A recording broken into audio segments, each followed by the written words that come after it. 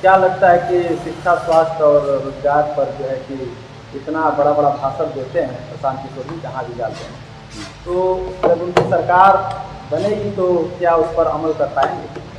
देखिए, जब मुद्दा ही हम लोग का ये और अभी नीतीश कुमार जी का अभी देखे होंगे, अभी तत्काल में देखे होंगे, नीतीश कुमार जी पहले तो लूट की छूट दिए हुए हैं प्रतिनिधियों को, और वो प्रतिनिधि पर कोई आंख न दिखाए, अब उनको राइफल दिया जा रहा है। कांग्रेस पार्टी जैसे बड़े बड़े लोग, भाजपा के अहम चेहरा जो बक्सर के माने जाते हैं, तो वो भी अब जनसुराज में जुड़े हैं, तो इसको लेकर क्या एक जनसुराज की कामयाबी मानिएगा या जीत मानिएगा? काम करेंगे देखिए लोगों के लिए, लेकिन उसका पेमेंट करेगी सरकार। तो जो सबसे बड़ी समस्या क्या है, ये प्लान भी था, ये सेंट्रल गवर्नमेंट का भी प्लान था कि मनरेगा को कृषि के साथ जोड़ा जाएगा। तब तक महामानव अवतरित हो गए, और मैं आपको यहाँ बोल रहा हूँ, ऑन एयर बोल रहा हूँ, इसको आप लिख लीजिए कि अगर जनसुराज सबसे ज़्यादा किसी को डैमेज कर रही है बिहार में अभी आज के डेट में, तो वो एनडीए है, और एनडीए के लोग अंदर से डरे हुए हैं। उनको ये बात समझ में आ गई है कि जनसुराज अगर जब सबसे ज़्यादा किसी को डैमेज कर रही है, बोले वो कुछ भी, लेकिन अंदर से उनके अंदर चुनाव में चारों सीट पर महागठबंधन को नुकसान हुआ, इसकी वजह से महागठबंधन वाले जो करता है वो आपस में चर्चा करते रहते हैं कि भैया ये बीटी में है। भाजपा वाले तो कहीं ऐसे नहीं करते। नहीं, देखिए मेरी बात सुनिए।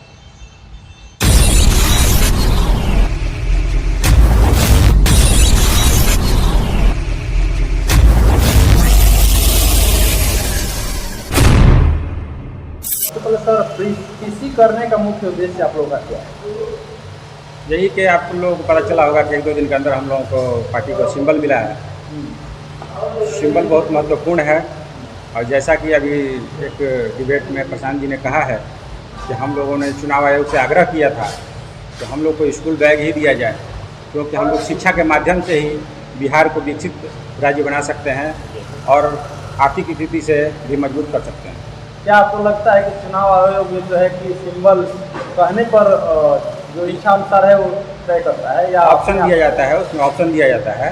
हम लोग की तरफ से 10 चुनाव चिन्ह का ऑप्शन दिया जाता है, लेकिन उसमें से अब चुनाव आयोग ने समझा कि नहीं, यही उचित है, तो मिला।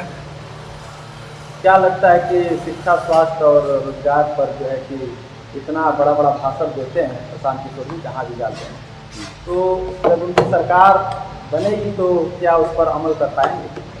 देखिए, जब मुद्दा ही हम लोग का यही है, और ये वादा करके ही हम लोग जनता के बीच से आएंगे, तो मुद्दा जब तक हम लोग नहीं पूरा करेंगे, ये वादे हम लोग नहीं पूरा करेंगे, तो क्या जनता फिर हम लोग को दोबारा अपनाएगी?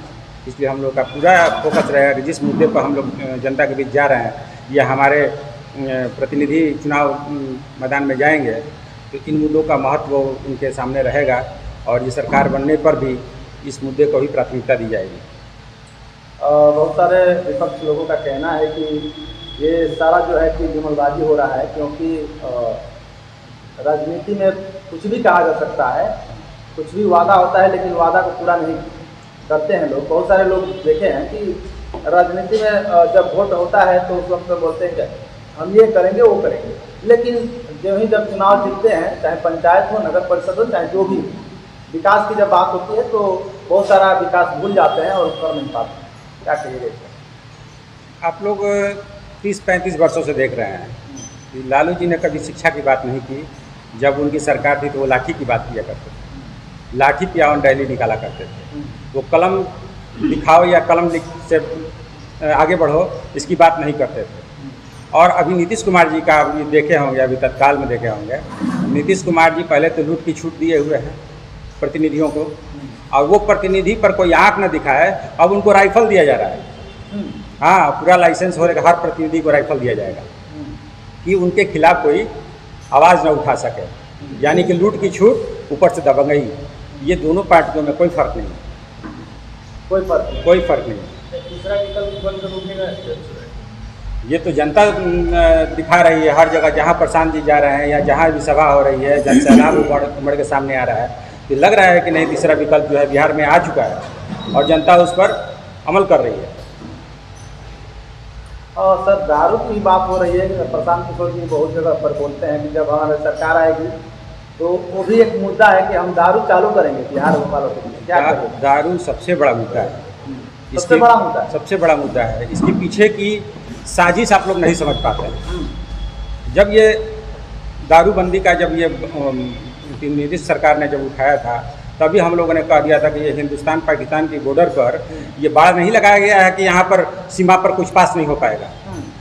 यहाँ के बच्चे बेरोजगार है, तो बिहार में ऐसी बेरोजगारी है, और ये बेरोजगार बच्चे जो हैं वो तस्कर हो जाएंगे।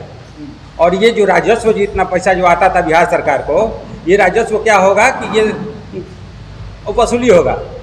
और देख ही रहे हैं कि पूरा प्रशासन जो लगा हुआ है दारू पकड़ने में, तो कहीं ना कहीं 2-4 लोगों को दिखाया जाता है, बाकी लोगों को छोड़ दिया जाता है। तो ये हर जगह अगर दारू बिक रहा है तो कहीं ना कहीं मिली भगत है। और वो जो राजस्व हमारे बिहार सरकार के फंड में आना चाहिए था वो व्यक्तिगत लोगों के जेब में जा रहा है।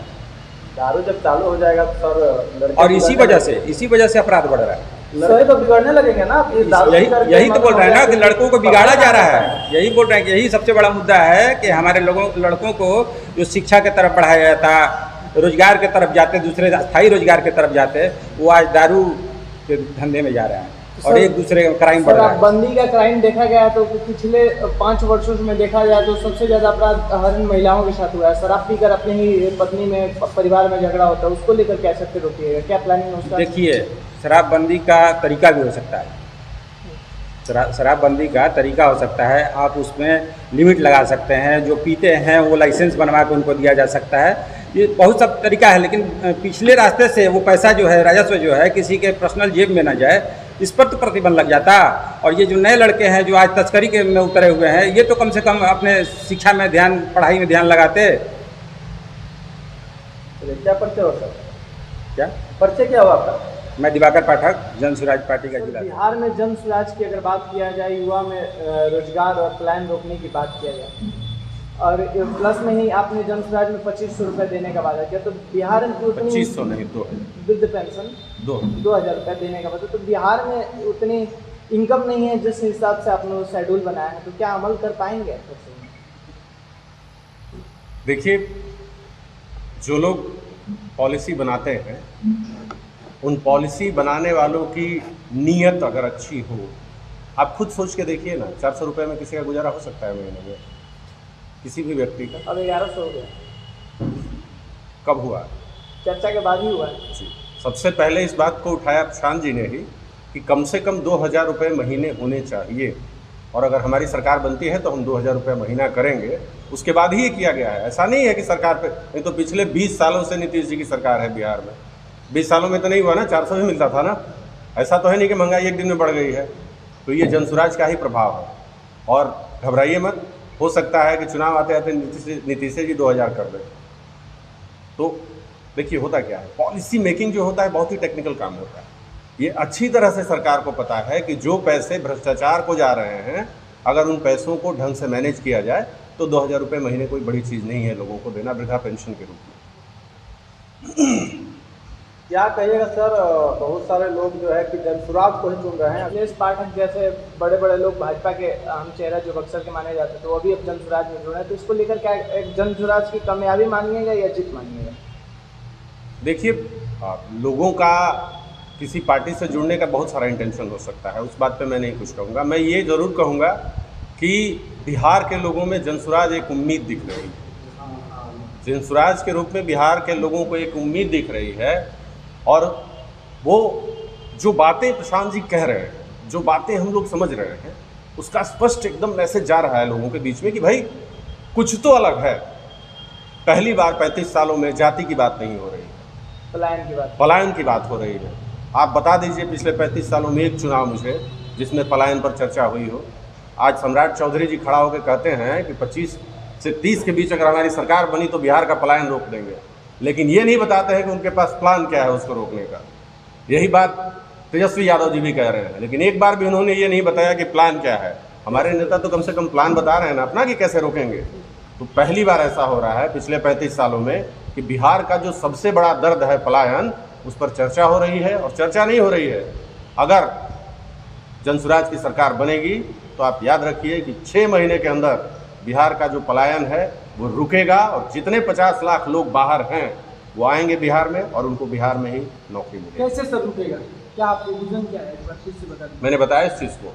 आप हर पंचायत में, हर ब्लॉक लेवल पर एक सूची बनाई जाएगी कि पलायन किन किन लोगों का हुआ है। जब वो लोग आएंगे उसमें कहा गया है कि जैसे लोग अगर कमर्शियल क्रॉपिंग करेंगे तो जो मनरेगा है, मनरेगा को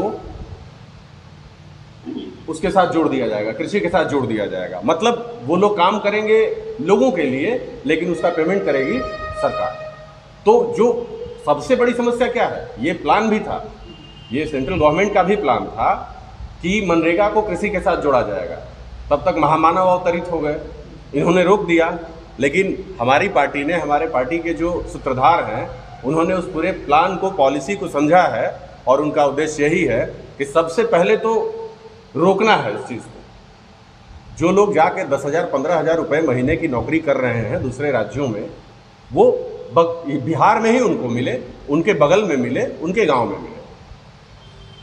क्या कहिएगा सर, जो है कि बड़े अच्छे पत्रकार, फेमस पत्रकार मनीष कश्यप को भी लग रहा है कि जनसुराज का ही दामन थामेंगे, क्या उनके स्वागत और आने से क्या पार्टी को एक अलग भूमिका मिलेगी कि बिहार में जीत में? देखिए, मैंने आपसे एक बात कही कि जिनको उम्मीद दिख रही है, ठीक है, बहुत सारे लोग पॉलिटिकली मोटिवेटेड भी हो सकते हैं, लेकिन जो सच में चाहते हैं कि बिहार बेहतर बने, जिनके अंदर एक उम्मीद है कि नहीं, ये आदमी जिसका नाम प्रशांत किशोर है, ये पार्टी जनसुराज जो है, ये बिहार का बेहतर भविष्य दे सकती है, भविष्य बना सकती है, वो सारे लोग आ रहे हैं और सबका स्वागत है। उन लोग ये भी कह रहे हैं कि सर भाजपा का पीटी भाजपा को कहीं ना कहीं मजबूत करने के लिए जनसुराज ये कार्यक्रम। और मैं आपको यहाँ बोल रहा हूँ, ऑन एयर बोल रहा हूँ, इसको आप लिख लीजिए कि अगर जनसुराज सबसे ज़्यादा किसी को डैमेज कर रही है बिहार में भी आज के डेट में, तो वो एनडीए है। और एनडीए के लोग अंदर से डरे हुए हैं, उनको ये बात समझ में आ गई है कि जनसुराज अगर जब सबसे ज़्यादा किसी को डैमेज कर रही है तो वो एनडीए है। भले बोले वो कुछ भी, लेकिन अंदर से उनके अंदर चुनाव में चारों सीट पर महागठबंधन को नुकसान हुआ। इसकी वजह से महागठबंधन वाले जो कार्यकर्ता है वो आपस में चर्चा करते रहते हैं कि भैया ये बी टीम है।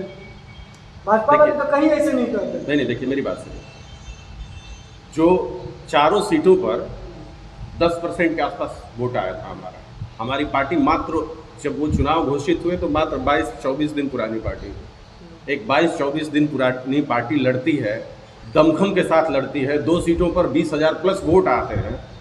आप कैसे देख रहे हैं, महागठबंधन के लोग कैसे देख रहे हैं, एनडीए के लोग कैसे देख रहे हैं, इससे हमको कोई फर्क नहीं पड़ता है। लेकिन हम उसको एक अपनी बहुत बड़ी उपलब्धि देख रहे हैं कि सिर्फ 20-25 दिन पुरानी पार्टी 10% वोट लेकर आ रही है, चारों विधानसभाओं में अच्छी टक्कर दे रही है। आनंद फानंद में सारी चीज़ें हुई, पहले से तो हम तैयार नहीं थे, अचानक ये प्लान बना कि नहीं हमको ये चुनाव लड़ना है जो उपचुनाव हो रहा है।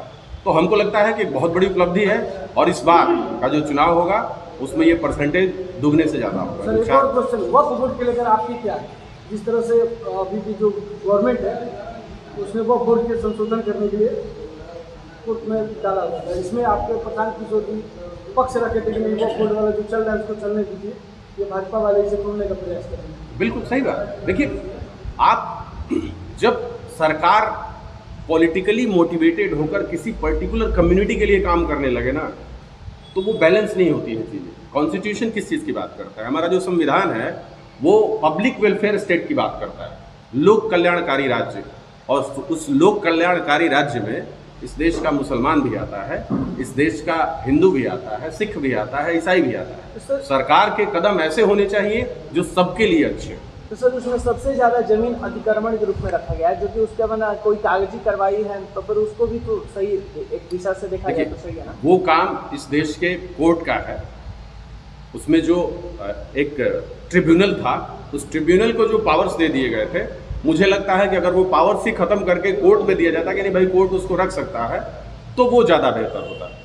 इसके कि आप अचानक से ऐसा कानून लेकर आते हैं कि लोगों को के अंदर एक डर का माहौल बन जाता है, या एक पर्टिकुलर कम्युनिटी अपने आप को वो नज़रअंदाज महसूस करने लगती है। इस तरह की चीज़ें नहीं होनी चाहिए। क्या परिचय हुआ सर? अजय कुमार मिश्रा, जिला मुख्य प्रवक्ता।